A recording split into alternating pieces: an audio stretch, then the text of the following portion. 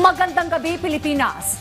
Bayan magkatuwang ang Philippine National Police at lokal na pamahalaan sa pag-ikot sa mga tindahan ng paputok sa Bocaue, Bulacan. Ito'y para maging ligtas ang pagdiriwang ng Pasko at pagsalubong sa bagong taon at maiwasan ang pagkawala ng buhay o ari-arian.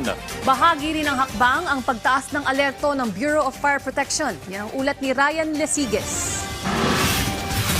Bumubuhos ang ulan kanina pero tuloy pa rin ang ikinasang inspeksyon ng Philippine National Police at Bulacan Provincial Government sa tindahan ng mga paputok sa Bocaue, Bulacan. Sa kanyang pag-ikot, inisa-isa ni PNP Acting Chief Police Lieutenant General Jose Melencio Nartates Jr. ang mga nagbebenta ng paputok at ipinaalala ang umiiral na batas hinggil sa pagbebenta ng iligal na paputok.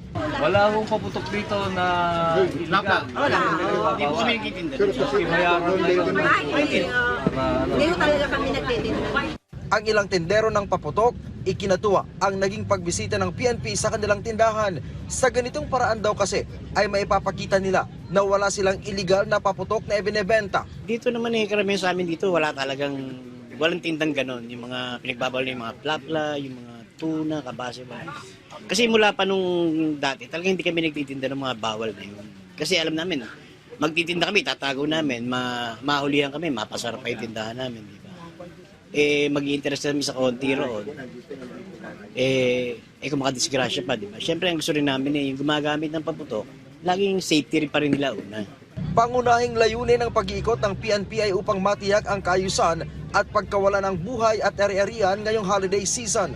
For 2025 at pagsalubong ng 2026, nandito tayo lahat at ipapakita natin ang ating pagtutulungan para maiwasan ang loss of life or masunugan loss of property. Sinabi pa ni Nartates na malaking tulong sa pambansang pulisya sa pagbabantay ang kooperasyon ng lokal na pamahalaan para sa pagkakaroon ng ligtas at maayos na pagdiriwang ng holiday season. Iginiit naman ni Bulacan Governor Daniel Fernando ang kahalagahan ng pag-regulate sa bentahan ng mga paputok. Paliwanag ng gobernador, bagamat may mga kabuhayan na ikinukonsidera, hindi dapat makompromiso ang kaligtasan ng publiko. Ang prinsipyo ay simple lamang. Hindi po dapat mas mahirap ang maging legal. Mas dapat mahirapan ay tugisin ang mga illegal.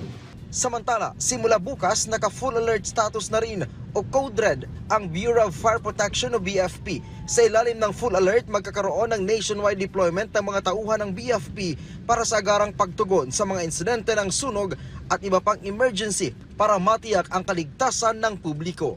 Ryan Lesiges para sa Pambansang TV sa Bagong Pilipinas.